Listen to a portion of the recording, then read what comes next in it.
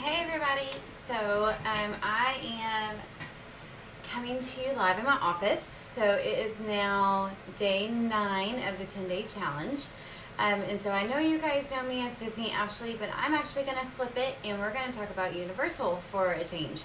So some of my close friends, they always ask me if I've ever been to Universal, which yes, I have. I've gone about, I want to say 4 times in the last 3 years. So I'm learning new things every day with Universal. But I do say that I do say that I've gotten to know, how do I say this? I've gotten to know the platform really well. That's what I'm trying to say. So I am certified with Universal. So I do have the training for that. So I kind of wanted to talk to you about some of the tricks and the tips that I've learned just experiencing with Universal by myself. I've gone by myself. I've gone with friends, and I've also gone with my family, with Billy and Ryan. So one of the first things I wanted to really highlight on was cutting the lines of Universal. So I always hate waiting in lines. We've always gone when it's like a one-day type of experience. And we were able to stay at the Walt Disney World property and actually Uber over to Universal. Which, if you Uber, side note, if you Uber over to Universal, it's about $15 to $20. If you take a taxi, it's about $60. So if you feel comfortable Ubering, I would highly suggest Ubering because it is a whole lot easier. This tip of that line produced, that changing line option, or cutting the line option, it's called the Express Pass. That was a huge game changer. Like, it maximized our time tremendously. We were able to basically see the whole entire park in one day. So the very first time we went to Universal, Billy and I went, and we kind of went on a whim. I really had no idea what the park had to offer, what to experience, and so Billy and I were just like, yeah, sure, we'll go ahead and get the Express Pass. Why not, right? So they have 2 different options of the Express Pass. They have a one-ride Express Pass, and then they have the unlimited ride, the unlimited ride Express Pass. So Billy and I just did the one-ride Express Pass. That way we were able to ride all the rides at Universal, and lo and behold, it was the weekend that the Simpsons ride was opening. We're like, oh my gosh, this is insane. So we were in line where we saw the line and we're like, there's no way that we're going to get through this very fast. So we ended up just walking and we just started bypassing people. I mean, it was crazy. Like, people were just standing at a still and Billy and I were just moving and moving and moving. And we're just like kind of looking at people and people were looking at us. And we're just kind of like, how long have you been waiting? And they're like, oh, 30 minutes. I'm like, okay, that's not too bad. So we keep on moving forward. And so I just randomly asked, hey, how long have you been waiting? Oh, about an hour, hour and a half. Okay. Well, I get all the way up to the very front. It ends up that there were some people that were waiting 3.5 to 4 hours just for this one ride. That is a lot of time just to ride one ride.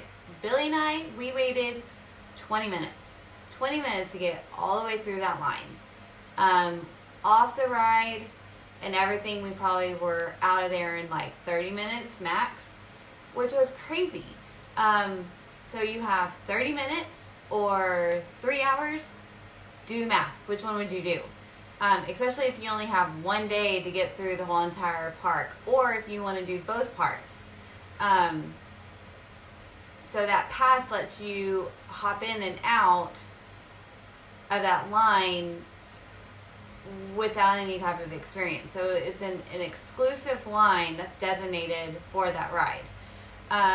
When we went this past summer, Ryan really she's my Harry Potter geek. So she really wanted to experience that area. So we did Forbidden Journey, and I want to say we probably waited 10-15 minutes. And again, if you walked through that line just on an average day, it was probably about 2 to 3 hour wait. So just maximizing that time and being able to have that time is huge.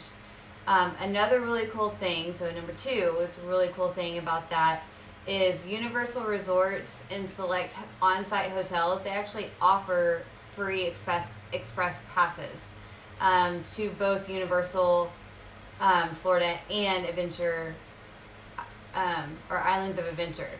So if you're able to maximize that package and being able to budget within that time frame, you can have that pass for free, just being able to stay at that resort, which is huge. Also, all the resorts have early access to the parks.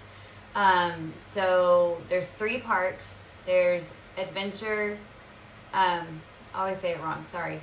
Islands of Adventure, Universal Florida, and then the newest one, which is a water park, is Volcano Bay. So this to me is probably one of the most valuable tips if you really want to experience that adventure of what Universal has to offer, is staying on an on-site property, being able to stay in a resort that has that extra pass, to line cut, and that way you're just able to maximize your time. So any of the 3 parks without the crowd, staying at any of the 6 resorts will get you the early access. So even if you don't stay at one of the resorts and you stay at what they call the value resort, you still have early access to the parks. All the resorts are walking distance.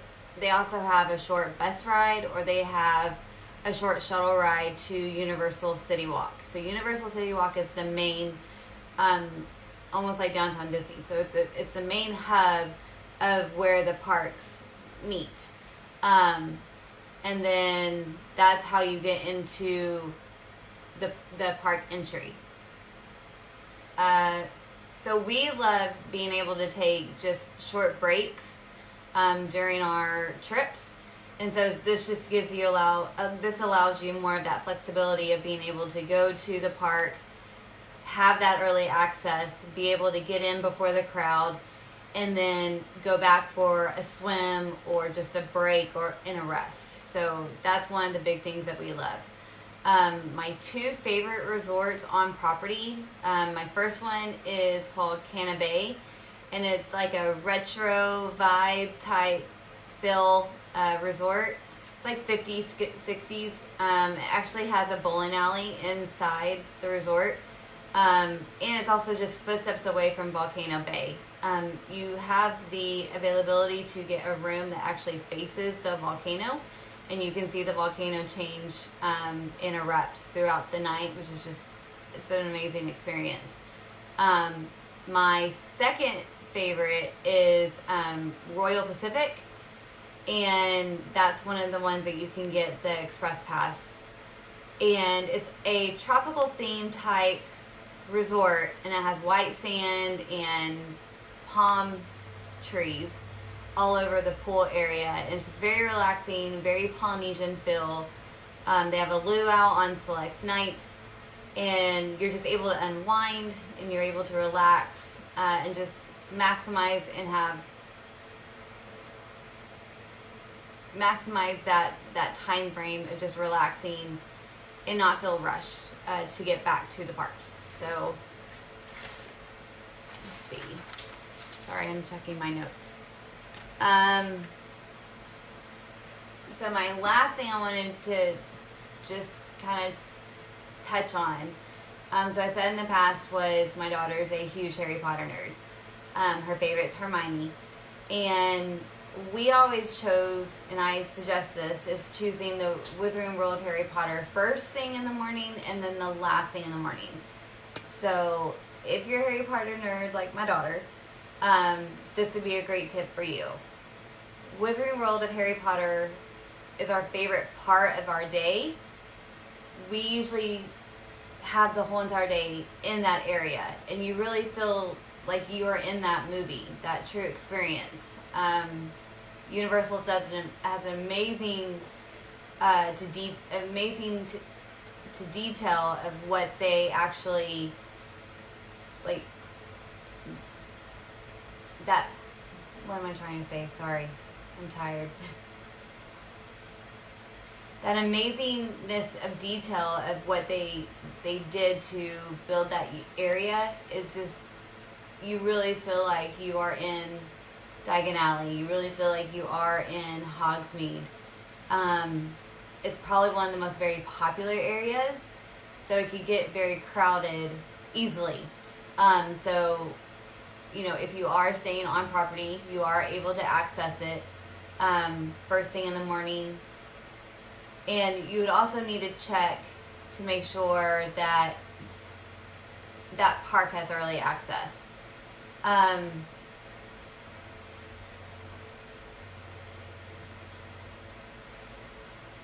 If you want to skip the crowds,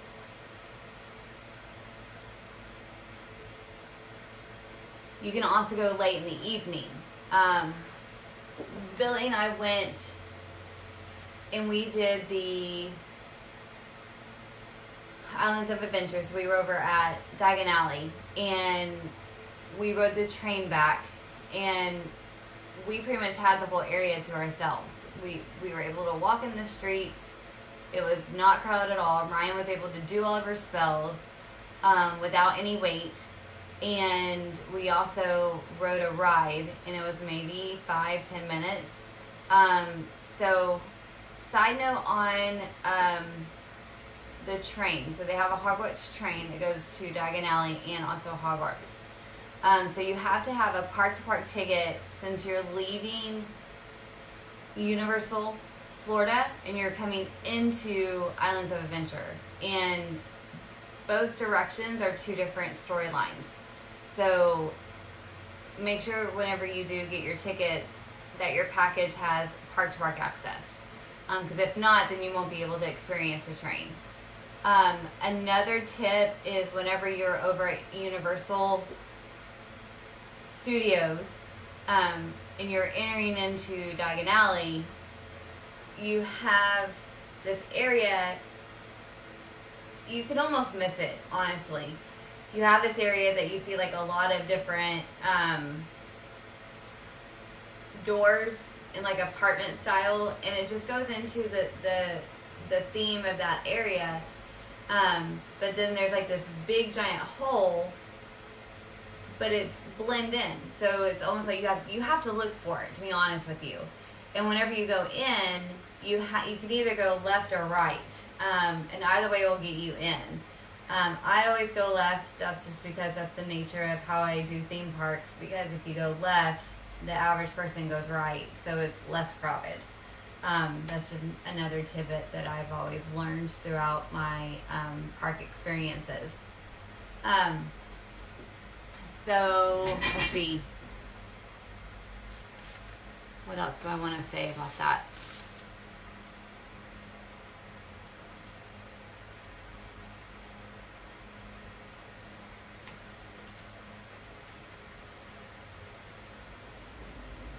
I think probably one of the most experienced tips that I've learned throughout this whole thing is getting your merchandise ahead of time. So we got Ryan some Harry Potter merchandise before we went. So like shirts and the robe. We got the robe before we went. I have a robe. She has a robe. We have shirts and we have jewelry. Obviously, you see my stitch.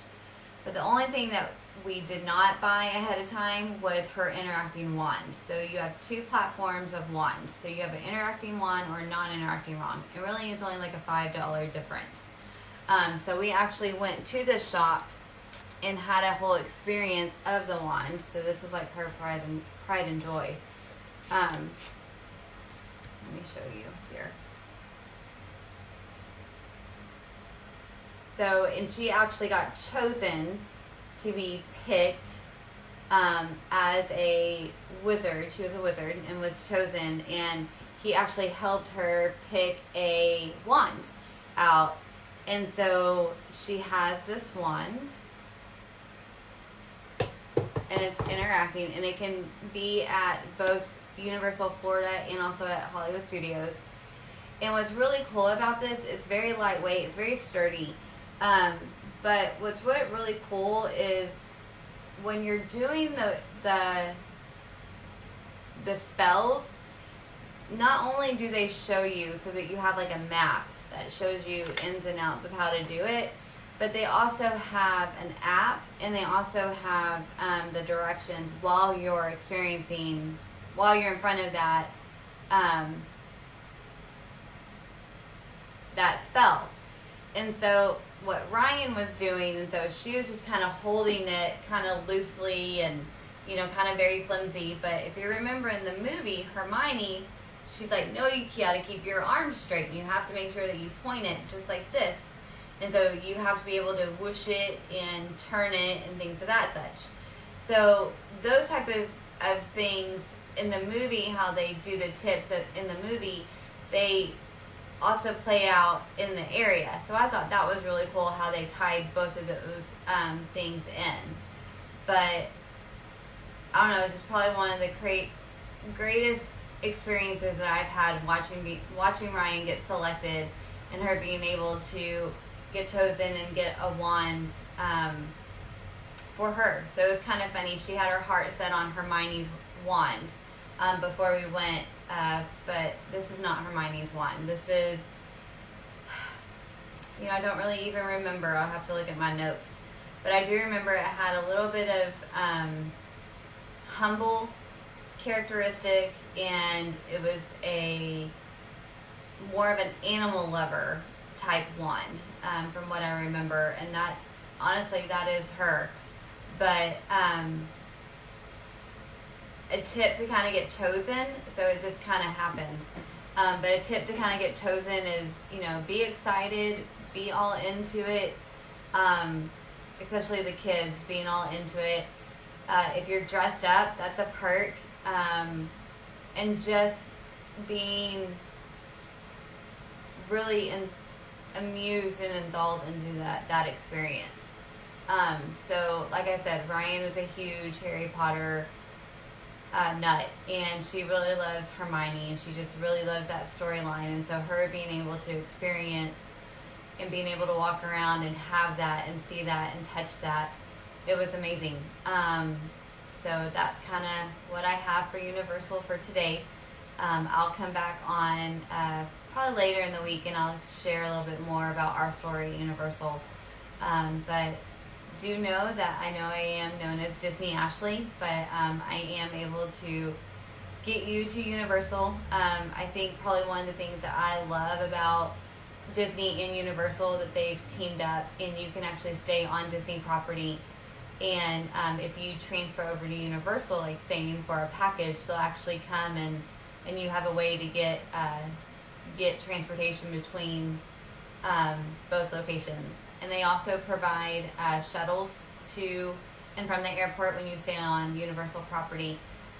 So just know that you don't have to drive, you don't have to have that experience. There are ways that Universal takes care of you, just like Disney does.